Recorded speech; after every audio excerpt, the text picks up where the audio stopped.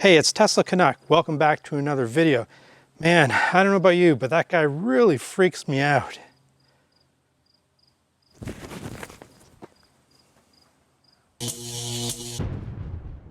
Last winter, I did a video about the Taptes USB hub for the Tesla Model 3. It was kind of cool because it protects your data because it hides your SSD card or your USB thumb drive that you're using to record your video from Sentry Mode. So you want to make sure that you protect that data. If someone breaks into your car and the USB drive or the SSD card is hidden, then chances are you have a better way of identifying who actually broke into your car or something to give to the police, that kind of stuff. Anyhow, they have a new version this year, and it really improves upon one of the biggest drawbacks of the older version, which was that the older version did not have 4 USB ports that had both power and data. It only had one that had data. So on the new version here, all 4 of these ports support data and also charging. Now, just kind of quickly, I'll just refresh your memory. It has this hidden compartment here that you pull apart, and you can see that my SSD card is in here. And I think that's important, again, for at least trying to safeguard the data if somebody did break into your car so you have something to show the cops. Okay, first let's take a look at the product on their webpage. It's on sale for an insane $29.99. I believe that's United States dollars. You're not going to get a product like this for this price anywhere else, I guarantee you. So anyhow, let's take a look at the differences from last year. I happen to have last year's model here with me. And last year's model, make sure that's in the frame. Okay, you can see that it's got data and power on one of the USB ports. And then the other ones are just power, so for charging your stuff. And, you know, if you had, a need to plug in, let's say, a game controller and then also music on a USB thumb drive or something like that, you could not do that with last year's model. One thing that hasn't changed is this awesome hidden compartment. Again, this is last year's model. And I'm just going to take my SSD card out. SSD card? My SDD drive. Take that out, put that aside because we're going to put it in the new one.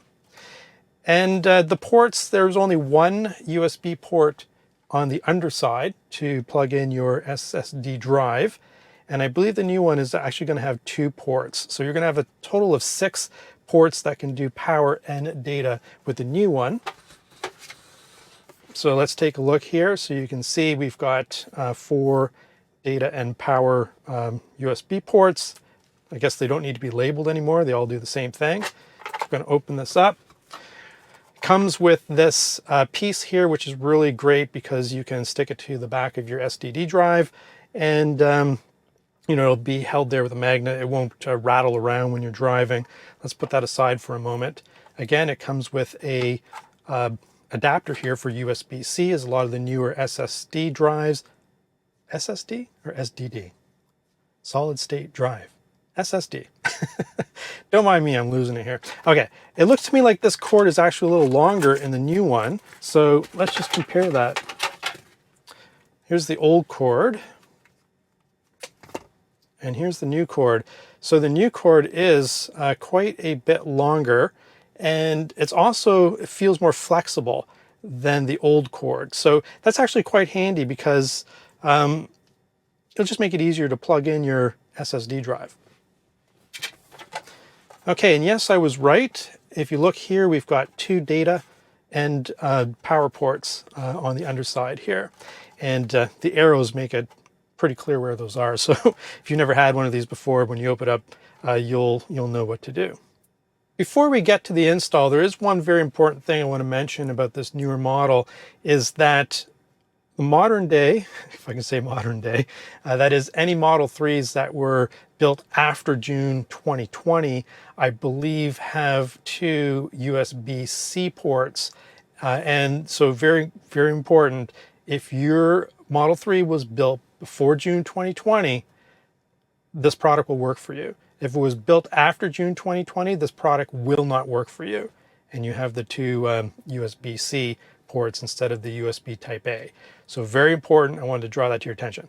Okay, so let's show you just how easy this thing is to install. So Put a light down there. I'm hoping that people will be able to see this, but there's two USB Type A ports there. And then on the back, we've got two USB Type A ports here. And we're simply going to line it up. And it just kind of slides right in there. But you can see that when you put the cover on, that it looks quite factory. And unless you've got a thief who's watching Tesla YouTube videos, they're probably not going to know that there's a hidden SSD drive or USB thumb drive in there that's actually recording them. So that's great. I wanted to chime back in with one more thing. It's just I noticed a bit of what might be a bug here. If you have wireless charging, be sure to put the power cables for your wireless charging into one of the first two ports closest to the driver's side. If you put one in on the far side, for example, what I've noticed is that the camera will actually turn off. I don't know if that's a bug or what that is, but I've been able to reproduce it. You can see right there that the camera, the Sentry Mode, not Sentry Mode, well, I guess Sentry Mode or Tesla Cam is going to be off. But if I put it back over here in one of the first two, closest to the driver, the camera will come back on. So I don't know if it's in one of these two ports, if it's competing from a power perspective with the SSD drive or what the issue is, but you can see the camera is now back. So just a little tip, please, plug in your wireless charging, the two ports closest to the driver. So there you have it. You want to protect your Sentry Mode data from someone like this guy. Thanks for watching. Tesla Canuck, over and out.